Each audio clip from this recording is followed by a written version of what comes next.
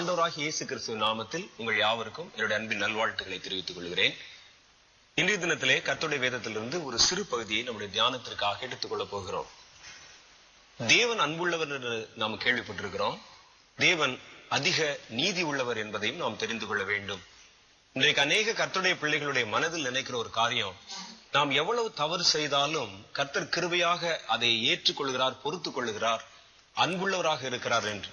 ஆனா வேத புஸ்தகம் முழுவதிலும் நாம் பல சம்பவங்களை வாசித்து பார்க்கும் பொழுது தேவன் எவ்வளவுக்கு எவ்வளவு அன்புள்ளவராக இருக்கிறாரோ அவ்வளவுக்கு அவ்வளவு நீதி உள்ளவராகவும் இருக்கிறார். இதை நம்ம மனதில் ஆழமாக வைத்துக் கொள்ள வேண்டும். தேவன் தம்முடைய நீதியை சரி கட்ட வரும் பொழுது அது யார், அவர் ஊழியக்காரர் இல்லையா, நல்லவரா கெட்டவரா என்று எதையும் பார்ப்பதில்லை. நீதி என்ற விஷயத்தில் கர்த்தர் வந்தால் தன் கண்களை மூடிக்கொண்டு சரியான நீதியை யாவர் மேலும் அவர் நிலைநிறுத்தி விடுகிறார். ஆகவேதான் கர்த்தருடைய காரியத்திலே நாம் கிரியை செய்யும் பொழுது தேவனுடைய அன்பை நாம் அதிகமாய் நம்ம தியானிக்கிறோம், நினைக்கிறோம். அதே நேரத்தில் கர்த்தருடைய மற்றொரு சுபாவத்தையும் நாம் அறிந்து கொள்ள வேண்டும். கர்த்தரை குறித்து வேத புஸ்தகத்துல போட்டிருக்கு, அவர் எரிச்சல் உள்ள தேவன் என்று, தினந்தோறும் பாவிகளின் மேல் சினம் கொள்ளுகிற தேவன் என்றும் எழுதியிருக்கு. சங்கீத புஸ்தகம் 2வது அதிகாரம் 12வது வசனத்துல ஒரு வசனத்தை நான் உங்களுக்கு வாசித்து காட்ட விரும்புகிறேன். குமாரன் கோபம் கொள்ளாமலும் நீங்கள் வழியிலே அழியாமலும் இருக்கும்படி அவரை முத்தம் செய்யுங்கள். கொஞ்ச காலத்தில் அவர் கோபம் பற்றி எரியும். அவரை அண்டிக் கொள்ளுகிற யாவரும் பாக்கியவான்கள். இதில் தாவீது சொல்லுகிற ஒரு மிக முக்கியமான ஒரு ஆலோசனை அடங்கி இருக்கிறது. குமாரன் கோபம் கொள்ளாமல் வழியிலே அழியாமலும் இருக்கும்படிக்கு. அப்படியானால் குமாரனாகிய இயேசு தம் பிள்ளைகள் மேல் அன்பை காண்பிக்க எவ்வளவு வைராக்கியமா இருக்கிறாரோ அதே போல அவர் கோபம் கொள்ளுகிறவராகவும் இருக்கிறார். கர்த்தருக்கு விரோதமான பாவத்தை செய்யும் பொழுதோ, தேவனுடைய சித்தத்துக்கு புறம்பான காரியங்களை செய்ய ஆரம்பிக்கும் பொழுதோ, கர்த்தருக்கு விரோதமான காரியங்களை நம்முடைய மனதில் சிந்திக்கும் பொழுதோ, அல்லது கர்த்தருடைய பிள்ளைகளுக்கு விரோதமான காரியங்களை செய்யும் பொழுதோ தேவனுடைய கோபம் ஒரு மனிதன் மேல் வந்து விடுகிறது. தேவனுடைய கோபம் தேசத்தின் மேல் வருகிறது. தேவனுடைய கோபம் ஒரு குடும்பத்தின் மேல் வருகிறது. தேவனுடைய கோபம் ஒரு கூட்டம் ஜனத்தின் மேல் வருகிறது. தேவனுடைய கோபம் ஒற்றை மனிதன் மேல வருகிறது. அப்ப யார் கர்த்தருக்கு கோபத்தை உண்டு பண்ணுகிற விதத்தில் நடந்தாலும் கர்த்தருடைய கோபம் அவர்கள் மேல் பற்றி எரிய ஆரம்பிக்குது. அதுக்கு அவர் சொல்றாரு, கொஞ்ச காலத்திலே கர்த்தருடைய கோபம் பற்றி எரியும். இந்த உலகத்தினுடைய நிலை மாறும் பொழுது கர்த்தருடைய கோபாக்கினை என்ற கலசம் பூமி மேல் ஊற்றப்படும் என்று சொல்லி வேத புஸ்தகத்தில் எழுதியிருக்கு. இந்த காலங்கள் இனி வரும் பொழுது, கடைசி காலத்திலே கர்த்தருடைய கோபம் பற்றி எரியும் பொழுது நாம் நடந்து கொள்ள வேண்டிய ஒரு விதத்தை பற்றி அவர் சொல்லுகிறார். கர்த்தரை அண்டிக் கொள்ளுகிற யாவரும் பாக்கியவான்கள். தேவனை சார்ந்து வாழ்வதே கர்த்தருடைய கோபத்திலிருந்து நம்மை காப்பாற்ற போதுமானது என்பது அவருடைய ஆலோசனை. தேவனை சேர்ந்திருக்கிற கர்த்தருடைய பிள்ளைகள் மேல் அவருடைய கோபம் செலுத்தப்படுகிறது இல்லை. உலகம் முழுவதும் பற்றி எறிந்தாலும், உலகம் முழுவதும் பொல்லாத கிரிகள் நடந்தாலும், உலகம் முழுவதும் அழிவை சந்தித்தாலும் கர்த்தரோ தம்மை அண்டிக் கொள்ளுகிற தம்முடைய பிள்ளைகளுக்கு அடைக்கலமாக இருக்கிறார். தம்முடைய செட்டையின் மறைவிலை வைத்து அவர்களை அடைக்கலமாக மூடி பாதுகாத்துக் கொள்ளுகிறார்.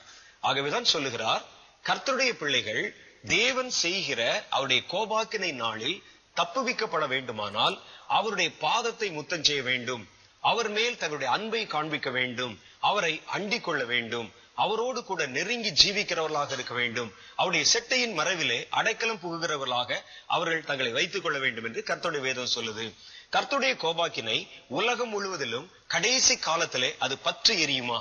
இன்னைக்கு நடக்கக்கூடிய பல நிகழ்ச்சிகளை நாம் பார்க்கும் பொழுது, தேசத்தில் நடக்கும் நிகழ்ச்சிகளை பார்க்கும் பொழுது, உலகத்தின் ஒவ்வொரு சம்பவங்களில் நடக்கக்கூடிய காரியங்களை பார்க்கும் பொழுது கர்த்தருடைய கோபாக்கினை நாள் வெகு சமீபமாய் நெருங்கி வருகிறது என்பதை நாம் கண்டுகொள்ள முடிகிறது. நம்முடைய தேசத்திலே தோன்றுகிற பல்வேறு விதமான உயிர் சேதங்கள், மரணங்கள் போன்றவைகள் சமீப நாட்களாக கூட்டம் கூட்டமா நடக்க ஆரம்பிச்சிருக்குது. ஒரு விபத்து நடந்தால் அதில் பல்லாயிரக்கணக்கான பேர் மரிக்கிறார்கள், நூற்றுக்கணக்கான பேர் மரிக்கிறார்கள். நிலநடுக்கங்கள் வந்தால் அதில் பல்லாயிரக்கணக்கான பேர் மரித்து போகிறார்கள். இது மாதிரி நிறைய சம்பவங்கள். இயற்கையின் சீற்றங்கள் வந்தா அதுல ஆயிரக்கணக்கான ஜனங்கள் மரிக்க ஆரம்பிச்சிருக்கிறாங்க. அதையும் ரொம்ப நுணுக்கமாய் நம்ம ஆராய்ந்து பார்த்தா சமீபமா ஒரு 5-10 வருஷத்துக்குள்ள இப்படிப்பட்ட தேவ கோபாக்கினை பெருகிற காரியங்கள் ஏராளமாக உலகம் முழுவதிலும் பல்வேறு நாடுகளிலும் நடக்க ஆரம்பித்திருக்கிறதை கண்கூடாக பார்க்க முடிகிறது. இவைகள் கோபாக்கினை நாள் துவங்குகிறதை காண்பிக்கிறது நமக்கு. கர்த்தருடைய கோபாக்கினை சீக்கிரமாய் புறப்பட்டு வரப்போகுது. இனி இந்த கோபாக்கினை பற்றி எரிய ஆரம்பிக்கும். ஒரு இடத்துல நெருப்பு விழும்போது நீங்க பார்த்தா முதல்ல அது சின்ன நெருப்பு பொறியாக இருக்கும். அல்லது கொஞ்சமாக அந்த அனல் தகிக்க ஆரம்பிக்கும். கொஞ்சம் நேரம் ஆக ஆக அது கொழுந்து விட்டு பற்றி எரியுமா போல கர்த்தருடைய கோபாக்கினையின் நாள் இப்பொழுது துவங்க ஆரம்பித்திருக்கிறது. இப்பொழுது இங்கொன்றும் அங்கொன்றுமாக பல கோபாக்கினையின் சம்பவங்கள், கிரியைகள் உலகம் முழுவதிலும் அரங்கேறுகிறத நம்ம பார்க்கிறோம். தொடர்ந்து நடக்கும் நிலநடுக்கங்கள். இந்த நிலநடுக்கங்கள் மூலமா நீங்க பாத்தீங்கன்னா இன்னைக்கு ஜப்பான் தேசமே குலுங்கி கொண்டிருக்கு. ஜப்பான் மேல அடி விழுற மாதிரி நிலநடுக்கங்கள் தோன்றிக் கொண்டே இருக்கின்றன. ஜப்பான் விஞ்ஞானத்துறையிலே வளர்ச்சியடைந்த ஒரு நாடு, வியாபாரத்துறையிலே வளர்ச்சியடைந்த ஒரு நாடு. அங்கிருக்கிற ஜனங்கள் நல்ல ஞானம் நிறைந்தவர்கள், அறிவு நிறைந்தவர்கள். ஆனா கர்த்தர் இந்த நாளில் அந்த தேசத்தை குலுக்கி கொண்டிருக்கிறார். ஏனென்றால் ஜப்பான் தேசத்துல தேவனை தேடுகிற உணர்வு உள்ளவர்கள் ரொம்ப கொஞ்சம். அவர்களுக்கு வேலை வேலை வேலை தவிர வேறு ஒன்றையும் சிந்திப்பதற்கு அவர்களுக்கு நேரம் இல்ல. தேவனை தேடுகிற உணர்வு இல்ல. தங்களுடைய செல்வ செருக்கினால் அவர்கள் மிக மேட்டிமை அடைந்திருக்கிறார்கள். கர்த்தர் தேசத்தை குலுக்கி கொண்டிருக்கிறார். இன்னைக்கு இந்தோனேஷியா தேசத்துல அதே மாதிரி தான் தொடர்ந்து நிலநடுக்கங்கள் நடக்கின்றன. இந்தியாவிலும் பல இடங்கள்ல தொடர்ந்து நிலநடுக்கங்கள் நடக்கின்றன. இது ஒரு பக்கம் நடக்க ஆரம்பிக்குது. இன்னொரு பக்கம் பார்த்தா இயற்கையினுடைய சீற்றங்கள், சுனாமி போன்ற பேர் அழிவுகள், எரிமலைகள் வெடித்து சிதறுகிற காரியங்கள், பெரிய பெரிய வனாந்தரங்களை காடுகள்ல தீப்பிடி தெரிகிற நிகழ்ச்சிகள், கூட்டம் கூட்டமாக மனிதர்கள் மரிக்கிற காரியங்கள், விமான விபத்துகள், ரயில் விபத்துகள், சாலை விபத்துகள், இப்படி பல்வேறு விதமான காரியங்களால மனிதர்கள் இன்னைக்கு கூட்டம் கூட்டமா மரணம் அடைய ஆரம்பிச்சிருக்கிறாங்க. இவைகள் தேவனுடைய கோபாக்கினை நாள் துவங்கிவிட்டது என்பதை நமக்கு தெளிவாக காண்பிக்கிறது. ஆனா அவர் சொல்றார், கொஞ்ச காலத்துல அவருடைய கோபம் பற்றி எரியுமா, உலகம் முழுவதும் எரியுமா, உலகம் தவிக்குமா, உலகம் தத்தளிக்குமா. இதுல இருந்து தப்பித்துக் கொள்வதற்கு ஒரு வழியை சொல்லுகிறார் நமக்கு. அவர் கோபம் கொள்ளாமல் இருக்கும்படி வழியிலே நீங்கள் அவரை முத்தம் செய்யுங்கள். கோபாக்கின வந்த பிறகு இல்ல, பற்றி எரி ஆரம்பிச்ச பிறகு இல்ல, இப்பவே நீங்கள் அவரை அண்டிக் கொள்ளுங்கள் என்கிறார். அவரை அண்டிக் கொள்ளுகிற யாவரும் பாக்கியவான்கள். இது உலகம் முழுவதிலும் பரவ போகிற, வெடித்து சிதற போகிற, பற்றி எரிய போகிற கர்த்தருடைய கோபாக்கினை பற்றி சொல்லுகிறது. இதுல இருந்து நமக்கு தெரிவது என்னென்றால், கர்த்தர் எவ்வளவுக்கு கிருபை உள்ளவரோ அவ்வளவுக்கு கோபமும் நிறைந்தவர். தேவனிடத்தில் பழகும் பொழுது சர்வ ஜாக்கிரதையாக பழகணும். அவர் அன்புள்ளவர் என்பதற்காக நாம் செய்கிற தவறுகளை, பாவங்களை காணாதவர் போல் இருப்பார் என்று நினைத்துக் கொள்ளக்கூடாது. நம்மேல் அவர் கிருபையா இருக்கிறார் என்பதற்காக அவரும் நம்மை போலதான் இருப்பார் போல இருக்கிறது என்றும் நீங்கள் நினைத்துக் கொள்ளக்கூடாது. தேவன் நம்மேல் கிருபை பாராட்டுவது எப்படியோ அதே போல நம்முடைய நீதியை செலுத்துவதில் அவர் தயக்கம் காட்டுவதே இல்லை. ஆகவேதான் கர்த்தரிடத்துல எவ்வளவு நெருங்கி பழகினாலும், கர்த்தருக்கு நீங்கள் எவ்வளவு பெரிய காரியங்களை செய்தாலும், கர்த்தருக்கு நீங்கள் ஊழியம் செய்தாலும், உங்களுடைய வழியிலும் உங்களுடைய பாதையிலும் கவனமாய் நடந்து கொள்ளணும். கர்த்தர் கோபம் கொள்ளுகிற தேவன், கர்த்தர் பாவிகளின் மேல் தினமும் எரிச்சல் கொள்ளுகிற தேவன் என்று வேத புஸ்தகம் அவரை நமக்கு அறிமுகப்படுத்தி வைக்கிறது. இன்னைக்கு நம்ம பார்க்க போறது கர்த்தருடைய மறுபக்கம். அவர் எப்பப்பெல்லாம் கோபப்படுகிறார், கர்த்தருடைய கோபம் வரும்பொழுது என்ன நடக்கும் அப்படின்னு. கர்த்தருடைய கோபாக்கினை என்பது வேதத்தில் எழுதியிருக்கிறதை போல கடைசி காலத்துல உலகம் முழுவதும் பற்றி எரியும். அதை பற்றி நம்ம பார்க்கல. இன்னைக்கு நம்ம பார்க்க போறது என்னன்னா, ஒரு மனிதன் மேல அல்லது ஒரு குடும்பத்தின் மேல, ஒரு தேசத்தின் மேல அவர்களுடைய எந்த நடவடிக்கைகள் கர்த்தருக்கு கோபத்தை உண்டு பண்ணுகின்றன என்பதை குறித்து நம்ம பார்க்க போறோம். தேவனுடைய கோபம் மனிதர்கள் மேல் வருவதற்கு முதல் காரணம் என்னன்னு கேட்டீங்கன்னா, மனிதர்கள் கர்த்தருக்கு விரோதமாய் முறுமுறுக்கும் பொழுது அவருடைய கோபம் அவர் மேல் இறங்குகிறது. எண்ணாம புஸ்தகம் 11வது அதிகாரம் 1வது வசனத்துல இப்படி சொல்லியிருக்கு, பின்பு ஜனங்கள் முறையிட்டு கொண்டிருந்தார்கள். முறையிட்டார்கள் என்றால் யாரிடத்தில் முறையிட்டார்கள் என்றால், ஒருவருக்கு ஒருவர் முறையிட்டார்கள், முறுமுறுத்தார்கள். வனாந்திரத்திலே தங்களை வழிநடத்தி வந்த தேவனுடைய கரத்தை சந்தேகப்பட்டார்கள். அவர் அவர்களுக்கு செய்த நன்மையான கிரிகளை மறந்து போனார்கள், முறுமுறுத்தாங்க. அவருடைய அந்த நேரத்தில், குறிப்பிட்ட நேரத்தில் அவர்களுக்கு செய்யப்பட வேண்டிய ஒரு தேவை சந்திக்கப்படவில்லை என்று அவர் கண்ட பொழுது, இதுவரைக்கும் அவருடைய தேவையை சந்தித்த கர்த்தரை மறந்து போனார்கள். உடனே முறுமுறுக்க ஆரம்பிச்சாங்களாம். அந்த வசனத்தை முழுசா படிக்கிறேன் பாருங்க. பின்பு ஜனங்கள் முறுமுறுத்து கொண்டிருந்தார்கள், அது கர்த்தருடைய செவிகளில் பொல்லாப்பாயிருந்தது. கர்த்தர் அதை கேட்ட பொழுது அவருடைய கோபம் மூண்டது. கர்த்தருடைய அக்கினி அவர்களுக்குள்ளே பற்றி எரிந்து பாளையத்தின் கடைசியில் இருந்த சிலரை பட்சித்தது என்று வேத புஸ்தகத்தில் எழுதியிருக்கு. கர்த்தருடைய கோபம் ஒரு மனிதன் மேல் வருவதற்கு காரணம் முறுமுறுப்பு. சிலருக்கு பாத்தீங்கன்னா திருப்தி என்பது வாழ்க்கையில் இருக்கவே இருக்காது. கர்த்தர் அவர்களுக்கு எவ்வளவோ செய்திருப்பார், எல்லாம் மறந்துருவாங்க. அவர்கள் பேசும் பொழுதும் முறையிடும் பொழுதும் மற்றொரு இடத்தில் சொல்லும் பொழுதும் அவருடைய வார்த்தை, எனக்கு கர்த்தர் என்ன செஞ்சாரு, என் வாழ்க்கையை பாருங்க எப்படி இருக்குது சொல்லி அவர்கள் தங்கள் வாழ்க்கை குறித்து ஒரு அதிருப்தி நிறைந்தவர்களாக இருக்கிறார்கள். ஒரு சம்பவத்தை நான் படிச்சேன். ஒரு சின்ன ஸ்டோரி, ஒரு கதை. ஒரு முனிவர் ஒரு காட்டுல தவம் பண்ணிட்டு இருந்தாராம். அந்த வழியிலே ஒரு வழிப்போக்கன் கடந்து போனானா. கடந்து போகும் பொழுது ரொம்ப சோகத்தோட ஏதாவது ஒரு மரத்திலே தூக்கு போட்டு கொண்டு சாகலாங்கிற நினைவோடு அவன் போனானா. அவன் ஒரு மரத்திலே தூக்கு போடுகிறதை பார்த்த பொழுது முனிவர் வேகமா ஓடி போய் அவனை காப்பாற்றினார். ஏன்பா சாக விரும்புறேன்னு கேட்டாராம். அப்பொழுது அவன் சொன்னானா, எனக்கு கடவுள் ஒண்ணுமே கொடுக்கல, எனக்கு என் வாழ்க்கை ஆசீர்வாதமாகவே இல்லை. கடவுள் எல்லாருக்கும் எல்லாம் கொடுக்கிறார். சிலர் வசதியா இருக்கிறாங்க, காரோட இருக்கிறாங்க, பங்களாவோட இருக்கிறாங்க, வசதியோட இருக்கிறாங்க, ஆனா எனக்கு ஒண்ணுமே கொடுக்கலன்னு சொல்லி அந்த மன வேதனையில் மன புழுக்கத்துலதான் நான் சாக போறேன் அப்படின்னு சொன்னான். அப்பொழுது அந்த முனிவர் சொன்னாராம், கடவுள் ஏன் உனக்கு ஒண்ணும் கொடுக்கல, உனக்கு கொடுத்திருக்கிற கைகள், 2 கைகள் எத்தனை வலிமை பொருந்த, எத்தனை விலை உயர்ந்தன்னு உனக்கு தெரியுமா? உனக்கு கொடுத்திருக்கிற அந்த கால்கள் எத்தனை விலை பொருந்தது தெரியுமா? நான் உன்கிட்ட ஒண்ணு கேட்கிறேன், உனக்கு கொடுத்திருக்கிற 2 கையை எனக்கு கொடுத்துரு, உனக்கு ஒரு கைக்கு 50,000 ரூபாய், இன்னைக்கு 1,00,000 ரூபாய் தர்றேன் அப்படின்னு சொன்னாராம். 2 கால்களையும் எனக்கு கொடுத்துரு, வெட்டி எடுத்துக்கிறேன், நான் ஒரு கால்களுக்கு 50 ரூபாய் அந்த மேனிக்கு, உனக்கு 2 கால்களுக்கு 1,00,000 ரூபாய் தரேன்னு சொன்னாராம். உன்னுடைய கிட்னி என்ன வரல தெரியுமா? இன்னைக்கு கிட்னி தான் நல்ல வேலைக்கு போய் கொண்டிருக்கிறது இந்தியாவில். இவைகள் எல்லாம் கர்த்தர் நமக்கு இலவசமாய் கொடுத்திருக்கிறார். அவைகள் ஒவ்வொன்றுக்கும் நீங்கள் கணக்கு போட்டு பார்த்தீங்கன்னா ஒரு நாளைக்கு மனிதனுக்கு கர்த்தர் எவ்வளவு கிருபை, எவ்வளவு ஆஸ்தி, ஐஸ்வர்யத்தை கொடுத்திருக்கிறார் நீங்க பார்க்கணும். ஒரு முறை ஒரு தேவனுடைய ஊழியக்காரர் இப்படிதான் சோர்ந்து போனாராம். என் ஊழியத்திலே கனிகளே இல்லை, ஒருவரும் என்னை ஏற்றுக்கொள்ளல, கர்த்தருக்கு ஒண்ணுமே கொடுக்கலன்னு சொல்லி மனம் சோர்ந்து போயிருந்தாராம். கட்டில படுத்து அப்படியே கண்ணீர் வடிச்சுக்கிட்டே இருந்தாராம். மனம் ரொம்ப வெறுமையா இருந்ததாம், முறுமுறுத்து கொண்டே இருந்தாராம். கர்த்தர் என்னுடைய நிலைமையை உயர்த்தவில்லை, என்னை ஆசீர்வதிக்கல, எனக்கு ஒண்ணுமே நல்லது செய்யலேன்னு சொல்லி மத்திய ராத்திரி நேரத்துல கர்த்தருடைய குரல் கேட்டதான் அவருக்கு. கர்த்தர் சொன்னாராம், நீ படுத்திருக்கையே, உன்னுடைய அந்த விரல்களில் பெருவிரலை மாத்திரம் அசைச்சு பாரு அப்படின்னாராம். இவருக்கு பயமா போச்சான். அது பெருவிரலை அசைக்கவா சொல்லி மெல்ல பெருவிரல் அசைச்சு பார்த்தாராம். பெருவிரல் அசைந்ததாம்.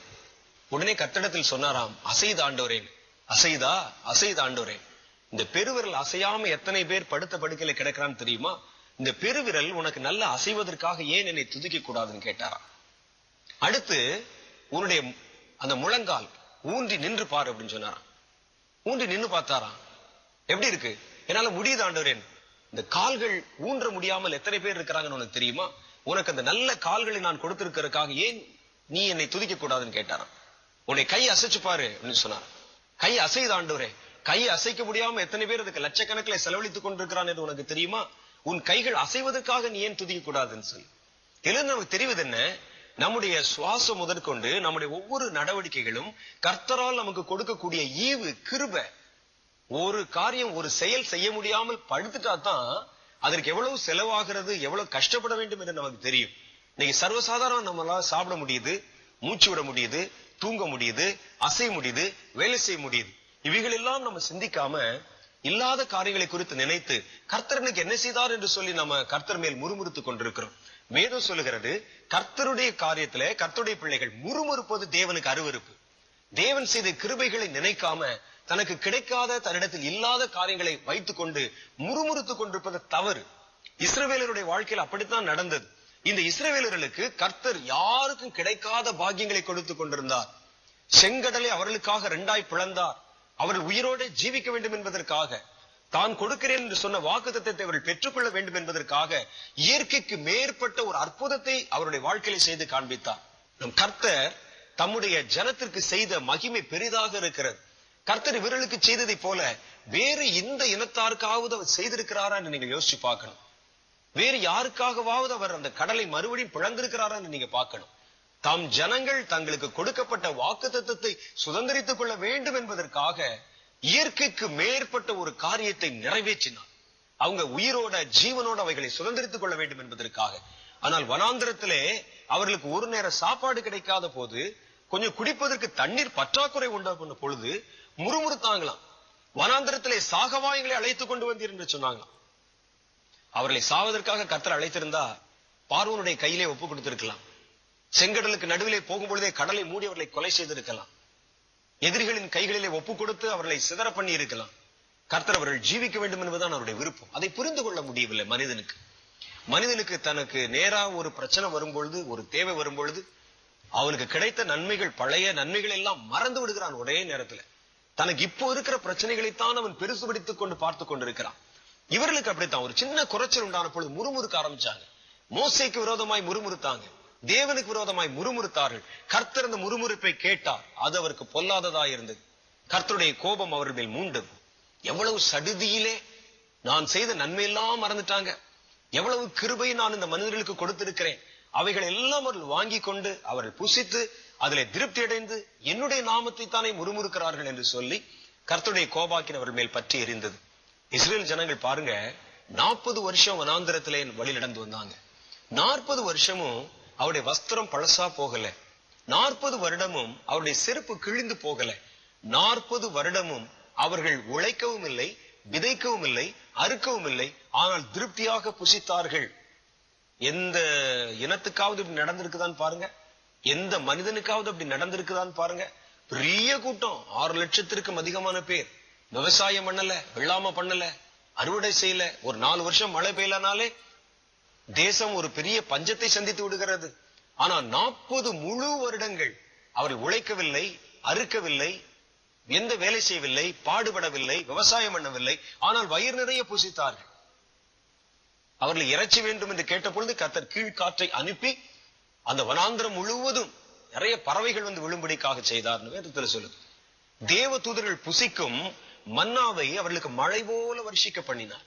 காலையில எழுந்தவங்க பார்த்தா மழை மாதிரி அப்படியே அந்த மன்னா அந்த இடம் முழுவதும் பெய்திருக்கும். அதெல்லாம் மறந்துட்டாங்க. இன்னைக்கு முறுமுறுத்தாங்களே, முறுமுறுத்த அன்னைக்கு காலையில கூட அந்த மன்னாவை அவர்கள் தேடி பொறுக்கிட்டு சாப்பிட்டிருப்பாங்க. அதற்கு முந்தின நாள் மாலையில கூட பார்த்திருப்பாங்க. ஆனால் அவர்கள் கர்த்தரை பாராட்டின இத்தனை கிருபைகளை மறந்து தங்களுக்கு கிடைக்காத ஒரு பற்றாக்குறையை மாத்திரம் அவர்கள் பெரிது படித்துக் கொண்டு முறுமுறுக்க ஆரம்பித்தார்கள். இன்றைக்கு நம்முடைய வாழ்க்கையில் நம்ம அப்படித்தான் செய்யறோம், முறுமுறுக்கிறோம். ஒரு சின்ன குறைவு நமக்கு உண்டாயிருக்கும். இதுவரைக்கும் பெற்ற நன்மைகள் எல்லாம் ஒரேடியா மறந்து போயிடும். கர்த்தர் என்னை கைவிட்டு விட்டார், கர்த்தர் எனக்கு ஒன்னும் தரல, கர்த்தர் என்னை ஒதுக்கி வைத்து விட்டார், தேவனுக்கு என் மேல் கரிசனம் இல்லை, தேவனுக்கு என் மேல் அன்பு இல்லைன்னு சொல்லி முறுமுறுக்க ஆரம்பித்து விடுகிறோம். வேதம் அதைத்தான் சொல்லுகிறது. ஜனங்களுடைய முறுமுறுப்பு கர்த்தருக்கு அருவருப்பு. முறுமுறுக்கிற மனிதன் மேல் கர்த்தருடைய கிருபை தங்குவதில்லை, கர்த்தருடைய கோபம் அவன் மேல் பெருகிறது என்று வேதத்தில் எழுதியிருக்கு. அவர்கள் முறுமுறுக்க முறுமுறுக்க முறுமுறுக்க தேவனுடைய கோபம் அவர்கள் மேல் பலமாய் பற்றி எறிய ஆரம்பித்தது. ஒரு தீ எப்படி கொழுந்து விட்டு எரியுமோ அது போல பற்றி எறிய ஆரம்பிச்சது. என்ன நடந்ததாம்? பாளையத்தின் கடைசியில் இருந்த பலரை அந்த நெருப்பு அப்படியே விழுங்கி போட்டதாம் வேதத்தில் எழுதியிருக்கு. ஆகவே உங்கள் வாழ்க்கையில் முறுமுறுப்பை விலக்கி விடுங்கள். முறுமுறுக்க தகுந்ததாக ஏதாவது வாழ்க்கையில பற்றாக்குறை வரும் பொழுது, ஒரு வியாதி சூழும் பொழுது, கர்த்தர் உங்கள் மேல் பாராட்டின நன்மைகளை நினைச்சு பாருங்க. இதுவரைக்கும் உங்களை வழிநடத்தி வந்த பாதையிலெல்லாம் அவர் எவ்வளவு தூரம் உங்களை குறைவற்றவர்களாக வழிநடத்தி வந்தார் என்பதை மனசுல நினைச்சு பாருங்க. இந்த சிறு பற்றாக்குறை ஒண்ணுமே இல்லாம போயிடும். நீங்கள் அவைகளை சிந்திக்க சிந்திக்க கர்த்தருடைய கிருபை பெருகும். இல்லாத அந்த பற்றாக்குறை இல்லாமலே போய்விடும். கர்த்தர் உங்களை ஆசீர்வதிக்க ஆரம்பித்து விடுவார். ஒரு சின்ன குறைச்சலை நீங்கள் பெருசுபடுத்தி முறுமுறுக்க ஆரம்பிக்கும். பாருங்க, இவர்கள் முறையிட்டு கொண்டிருந்தார்களாம். யாரிடத்தில் முறையிட்டார்கள்? என்ன செய்திருக்கணும்? ஒருவேளை ஒரு பற்றாக்குறை வந்தா முறையிடுவது தப்பு இல்ல, யாரிடத்தில் முறையிடுகிறோம் என்பதுதான் தப்பு. தேவனிடத்துல போய் முறையிட்டு இருக்கணும். ஆண்டவரே, நாங்கள் குடிப்பதற்கு தண்ணீர் இல்லைன்னு சொல்லி கர்த்தரிடத்திலே முறையிட்டு இருக்கலாம், கர்த்தரிடத்திலே ஜெபித்து இருக்கலாம் தங்களுடைய குறைகளுக்காக. ஆனால் அவர்கள் முறையிட்டது ஒருவரோடு ஒருவர் முறையிட்டு கொண்டார்கள். எங்க வீட்டுல தண்ணி இல்ல, உங்க வீட்டுல தண்ணி இல்ல, என்ன கர்த்தர் நம்மை கண்ணோக்கி பார்க்கவில்லை, கர்த்தர் நம்மை ஒதுக்கி வைத்து விட்டார், தேவனுடைய கோபம் வந்துருச்சு, எரிச்சல் வந்துருச்சுன்னு சொல்லி ஒருவருக்கு ஒருவர் அந்த பிரச்சனைகளை தாங்களே பேசிக் கொண்டிருந்தார்கள். அதுதான் முறுமுறுப்பு. கர்த்தருடைய கோபாக்கினை அங்கேதான் பெறுகிறது. ஆகவே கவனம். வாழ்க்கையில் பற்றாக்குறை வருவது இயல்புதான், வாழ்க்கையிலே போராட்டங்கள் வருவது இயல்புதான், வாழ்க்கையிலே சின்ன சின்ன தேவைகள் வருவது இயல்புதான். ஆனா வேதம் சொல்லுகிறது, நீங்கள் அதை கர்த்தரிடத்திலே தெரியப்படுத்துங்கள். உங்கள் குறைகளை கர்த்தரிடத்திலே அறிக்கை செய்யுங்கள். அப்பொழுது கர்த்தருடைய கிருபை உங்கள் மேல் பெருகும் என்று வேத புத்தகத்தில் எழுதியிருக்கு. இவர்கள் அந்த முறுமுறுக்க துவங்கி முறுமுறுக்க ஆரம்பித்ததுனால அக்னி இறங்கி சிலரை பட்சித்ததா வானத்திலிருந்து. அதான் தேவனுடைய கோபாக்கினை பற்றி எரிகிற அனுபவம். இரண்டாவது காரியம் பாருங்க, கர்த்தருடைய கோபம் ஒரு மனிதன் மேல் எப்பொழுது பெருகிறதா? தேவனுடைய மனிதர்களுக்கு விரோதமாய் பேசும்போது கர்த்தருடைய கோபம் அவர்கள் மேல் பெருகிறது. வாசிக்கிறேன். என்னாம் புத்தகம் 12வது அதிகாரம் 9வது வசனத்துல, எத்தியோப்பியா தேசத்து ஸ்திரீயை மோசே விவாகம் பண்ணியிருந்தபடினால் மிரியாமும் ஆரோனும் அவன் விவாகம் பண்ணின எத்தியோப்பிய தேசத்து ஸ்திரீ நிமித்தம் அவனுக்கு விரோதமாய் பேசி, கர்த்தர் மோசையை கொண்டு மாத்திரம் பேசினாரோ, எங்களை கொண்டும் அவர் பேசினதில்லையோ என்றார்கள். கர்த்தர் அதை கேட்டார். மோசே பூமியில் உள்ள சகல மனிதர்களிலும் மிகுந்த சாந்த குணமுள்ளவனாயிருந்தான். சடுதிலே கர்த்தர் மோசேயையும் ஆரோனையும் மிரியாமையும் நோக்கி, நீங்கள் 3 பேரும் ஆசரிப்பு கூடாரத்துக்கு புறப்பட்டு வாருங்கள் என்றார். 3 பேரும் போனார்கள். கர்த்தர் மேகத்தூணில் இறங்கி கூடார வாசலில் நின்று ஆரோனையும் மிரியாமையும் கூப்பிட்டார். அவர்கள் இருவரும் அவருக்கு முன்பாக போனார்கள். அப்பொழுது அவர், என் வார்த்தையை கேளுங்கள். உங்களுக்குள்ளே ஒருவன் தீர்க்கதரிசியாக இருந்தால், கர்த்தராகிய நான் தரிசனத்தில் என்னை அவனுக்கு வெளிப்படுத்தி சொப்பனத்தில் அவனோடே பேசுவேன். என் தாசனாகிய மோசேயோ அப்படிப்பட்டவன் அல்ல. என் வீட்டில் எங்கும் உண்மையுள்ளவன். நான் அவனுடன் மறைபொருளாக அல்ல, முகமுகமாகவும் பிரத்யட்சமாகவும் பேசுகிறேன். அவன் என்னுடைய சாயலை காண்கிறான். இப்படி இருக்க நீங்கள் என் தாசனாகிய மோசேக்கு விரோதமாய் பேச உங்களுக்கு பயமில்லாமல் போனது என்ன என்றார். 9ஆம் வசனம் சொல்லுது, கர்த்தருடைய கோபம் அவர்கள் மேல் மூண்டது, கர்த்தர் போய்விட்டார். இந்த இடத்துல நடந்த அந்த சம்பவம் யாரோ முறுமுறுத்து பேசல, ஊழியக்காரனை முறுமுறுத்து பேசுறான். 2 பேருமே தீர்க்கதரிசிகள் தான். ஒருவன் ஆசாரியன், மிரியாம் ஒரு தீர்க்கதரிசி, மோசே ஒரு தீர்க்கதரிசி. 3 பேருமே ஊழியக்காரர்கள், கர்த்தருடைய ஊழியத்திற்காக வேறு பிரித்து அழைக்கப்பட்டவர்கள். மோசே எத்தியோப்பிய தேசத்தை சேர்ந்த ஒரு ஸ்திரியை விவாகம் பண்ணி இருந்தார். அது ஆரோனுக்கும் மிரியாமுக்கும் கோபத்தை உண்டு பண்ணினது. இவர்கள் ஊழியக்காரர்கள், அழைக்கப்பட்டவர்கள் என்பதை தாண்டி மோசேனுடைய உறவினர்கள், மோசேக்கு கூட பிறந்தவங்க, அவருடைய அண்ணனும் அவங்களுடைய அக்காவும். அவர்கள் குடும்ப சம்பவமாக பேசிக் கொள்ளுகிறார்கள். அவங்க சொல்றாங்க, மோசே இப்படி விவாகம் பண்ண தப்பு. மோசே விவாகம் பண்ணதுல நமக்கு கோபமும் இருக்கு. மோசே என்ன நினைத்துக் கொண்டிருக்கிறான்? கர்த்தர் தண்டத்தில் பேசுறதுனால நாம என்ன வேண்டுமானாலும் செய்யலாம் என்று நினைத்துக் கொண்டிருக்கிறானா என்று சொல்லி முறுமுறுத்து பேச ஆரம்பிச்சாங்க. ஆனால் கர்த்தர் அதை கவனித்து கேட்டார். தங்கள் தாசனுக்கு விரோதமாய் அவர்கள் பேசுகிறதை கண்ட பொழுது கர்த்தருடைய கோபம் அவர்கள் மேல் மூண்டது. இன்னைக்கு பல பேர் அப்படித்தான் நினைத்துக் கொண்டிருக்கிறார்கள். ஊழியக்காரனை தாக்கி பேசுறான். ஆனால் நீங்கள் ஊழியக்காரர்கள் என்கிற கேட்டகரியை விட்டுட்டு அவர்கள் கர்த்தருடைய வேலைக்காரர்கள் என்கிறதை நீங்கள் பார்க்கணும். கர்த்தர் தம்முடைய வேலைக்காரர்களை பற்றி பேசுகிறதை அனுமதிக்கிறது இல்லை. அவர்களுக்கு விரோதமாய் குறைத்து பேசுகிறதை குறித்து அவர் எரிச்சல் உள்ளவராக மாறுகிறார். கர்த்தருடைய கோபம் அவர்கள் மேல் பற்றி எரிய ஆரம்பிக்கிறது. அவர் ஆரோனையும் மிரியாமையும் அழைத்தார். அவர்களிடத்தில் அவர் பேசினார். நீ மோசேக்கு விரோதமாய் பேசுவதில் உங்களுக்கு பயம் இல்லாமல் போனது என்ன என்றார். அவங்களுக்கு பயம் இல்லாமல் போனதுக்கு 2 காரணம் இருக்குது. ஒண்ணு, மாம்சத்தின்படி அவர்கள் முந்தி பிறந்தவர்கள், அவருடைய சொந்தக்காரர்கள், உறவினர்கள், அவருடைய கூட பிறந்தவர்கள், மூத்தவர்கள். இன்னொரு விதத்துல பார்த்தா மிரியாம் தான் மோசையை காப்பாற்றினவள். அவருடைய தாய் மோசே ஒரு கூடையில வச்சு ஆத்துல அனுப்பின பிறகு, அந்த நீல நதியிலே அனுப்பின பிறகு பின்னாலேயே ஓடிக்கொண்டு போய் அவனுடைய சகோதரி மிரியாம் பின்னாலே ஓடிக்கொண்டு போய் அந்த பெட்டியை பார்த்து அதை கொண்டு போய் அந்த ராணியிடத்திலே சேர்ப்பித்தது அவள் தான். அப்ப அந்த அம்மா நினைச்சிட்டு இருந்தாங்க, மோசே ஒரு தாய் போல நான் தான் வளர்த்திருக்கிறேன், மோசே இன்னைக்கு உயிரோடு இருக்கிறான் என்றால் அதுக்கு நான் தானே காரணம், என் தம்பி தானே என்று நினைத்து அவர்கள் எல்லை தாண்டி பேசினாங்க. கர்த்தருடைய ஊழியக்காரர்கள் ஒருவேளை யாரா இருந்தாலும், உங்களால ஒருவேளை இவர்கள் ஊட்டி வளர்க்கப்பட்டவர்களா இருந்தாலும், போஷிப்பிக்கப்பட்டவர்களா இருந்தாலும், நீங்கள் அவர்களுக்கு நிறைய உதவிகளை செய்திருந்தாலும் அவர்கள் கர்த்தருடைய கரத்தில் இருக்கிறார்கள் என்பதை நீங்கள் மறந்து விடக்கூடாது. கர்த்தர் தம்முடைய பிள்ளைகளுக்காக வைராக்கியம் பாராட்டுகிற தேவனாக இருக்கிறார். உங்களுக்கு தெரியாத காரியத்திலே மன துணிகரத்தோடு நீங்கள் பிரவேசித்து விடக்கூடாது. இன்னைக்கு பல குடும்பங்கள்ல இதான் நடந்து கொண்டிருக்கிறது. ஒவ்வொரு ஊழியக்காரர்களை பற்றியும் உங்களுக்கு தெரியாது. அவருடைய வாழ்க்கை என்ன, அவருடைய தியாகம் என்ன, அவருக்கும் கர்த்தருக்கும் இடையில என்ன நெருக்கமான உறவு இருக்கிறது, இதெல்லாம் தெரியாது. வெளியரங்கமா சில காரியங்களை பார்த்துட்டு தங்கள் பிள்ளைகளை அழைத்து வீட்டோடு உட்கார்ந்து அவர்களை பற்றி குறைச்சு பேசிட்டு இருப்பாங்க. இந்த சபையில் இப்படி நடக்குது, இந்த பாஸ்டர் இப்படி பேசினார், இந்த ஊழியக்காரன் தப்பு பண்ணுகிறார், இந்த ஊழியக்காரனுக்கு ஜெபமே கிடையாது, இவன் ஒரு கள்ள தீர்க்கதரிசி. இப்படிலாம் அவர்கள் பார்க்காத, கேட்காத, பேசாத, தெரியாத மனிதர்களை கொண்டு கூட தங்களுடைய அபிப்பிராயத்தை வைத்து இவன் பொல்லாதவனை தான் இருப்பான் என்று சொல்லி விரோதமா பேசுறாங்க. ஆனா ஒன்று பாருங்கள், கர்த்தர் தம்முடைய பிள்ளைகளை தொடுகிறவன் மேல் கோபம் உள்ளவராய் மாறுகிறார். கர்த்தருடைய சாபம், கர்த்தருடைய கோபாக்கினை அவர்கள் மேல் வருகிறது. ஒரே இடத்துல இருந்து இவர்களும் தீர்க்கதரிசி, மோசேயும் தீர்க்கதரிசி. அப்படி பேசின ஒரு தீர்க்கதரிசிகளை கர்த்தர் தண்டித்திருக்க, விசுவாசிகள் அல்ல சாதாரண மனிதர்கள் கர்த்தருடைய ஊழியக்காரரை பேசினா கர்த்தருடைய கோபம் அவர்கள் மேல் எவ்வளவு அதிகமாய் பெருகும் என்பதை நீங்கள் தெரிந்து கொள்ளணும். ஆகவே இப்படிப்பட்ட பொல்லாத பாவத்திற்கு விலகும்படிக்கு நம்ம கர்த்தரிடத்துல ஜெபிக்கணும். தேவனே, உம்முடைய ஊழியக்காரர் விரோதமா நான் எதுவும் பேசாதபடி என்னை காத்துக்கொள்ளும் ஆண்டவர்னு சொல்லி கர்த்தருடைய பாதத்திலே மன்றாடணும். நம்ம இதை குறித்து இனி வருகிற வாரத்திலும் இன்னும் ஒரு சில காரியங்களை நாம் ஆழமா தியானிக்க போறோம். இப்படிப்பட்ட முறுமுறுத்து முறையிடும் தன்மையிலிருந்தும், தேவனுடைய பிள்ளைகளுக்கு விரோதமாய் பேசக்கூடிய மனப்பான்மையிலிருந்தும் கர்த்தருடைய ஆவியானவர் நம்மை காத்துக்கொள்ளும்படிக்காக நம்முடைய சிறந்தாழ்த்தி கர்த்தர் நோக்கி ஒரு சிறு ஜெபம் செய்ய போகிறோம். ஜெபிப்போமா? இரக்கத்தில் ஐஸ்வர்யமுள்ள எங்கள் தேவனாகிய கர்த்தாவே, இன்று எங்கள் கண்களை திறந்தீரே. உம்முடைய கரத்திலிருந்து நாங்கள் எத்தனையோ நன்மைகளை பெற்றிருக்க, எங்களுக்கு கிடைக்காத ஒன்று இரண்டை மாத்திரம் நாங்கள் வைத்துக் கொண்டு அதையே பெரிதுபடுத்தி நீர் செய்த நன்மைகள் எல்லாம் நாங்கள் முறுமுறுத்து முறையிட்டுக் கொண்டிருக்கிறோம். நாங்கள் எங்கள் பக்கத்தில் இருக்கிற இடத்திலே முறையிடுகிறோம், மனிதர்களிடத்திலே முறையிடுகிறோம். உம்முடைய நாமத்தை நாங்கள் தூஷித்திருக்கிறோம். நீர் எங்களுக்கு கொடுக்கவில்லை என்று நாங்கள் அறிந்த பொழுது பலமுறை உம்மேலே ஆண்டவரே எரிச்சல் உள்ளவர்களாக, முறுமுறுக்கிறவர்களாக நாங்கள் மாறி இருக்கிறோம் அப்பா. அப்படிப்பட்ட நிலையிலிருந்து நீர் எங்களை ரட்சித்து காக்க வேண்டும். அப்படிப்பட்ட பொல்லாத பாவம் எங்கள் வாழ்க்கையில் வராதபடி நீர் எங்களை காத்துக்கொள்ள வேண்டும். இஸ்ரவேல் ஜனங்கள் தாங்கள் பெற்ற நன்மையெல்லாம் மறந்து போனதை போல எங்களுடைய மனம் மறந்துவிடக் கூடாது ஆண்டவரே.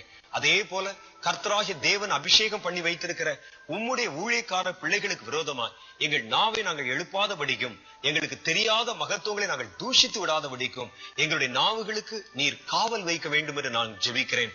கர்த்தாவே, உம்முடைய ஊழியக்காரர்களின் மேல் நாங்கள் குறை சொல்லாமலும் அவர்களுக்கு விரோதமான காரியங்களை நாங்கள் பிணைத்து பேசாமலும் நீர்தாமே எங்களுடைய ஆத்மாவை கரை திரை பிழையில்லாமல் காத்துக்கொள்ள வேண்டும் என்று நான் விரும்புகிறேன். தொடர்ந்து ஆண்டவரே, எங்கள் ஆத்மாவின் மேல் கர்த்தருடைய கிருபை தங்கி இருக்கட்டும். உம்முடைய கோபத்திற்கு எங்களை விலக்கும். உம்முடைய பாதத்தை முத்தம் செய்கிறோம், உம்மை அண்டிக் கொள்ளுகிறோம். எங்களை ஆசீர்வதித்து அரவணையும். இயேசுவின் நாமத்தினால் எங்கள் யாவருக்கும் உம்முடைய கிருபையை காண்பித்து உம்முடைய ஆசீர்வாதத்தின் மேன்மையினால் நிரப்புவீராக. ஆமேன், ஆமேன், ஆமேன். ஆண்டவராகிய கர்த்தர் தாமே தம்முடைய கோபத்தின் இலக்காக நாம் மாறிவிடாதபடி தம்முடைய கிருபையினால் நம்மை மூடி பாதுகாத்து வழிநடத்துவாராக. ஆமேன்.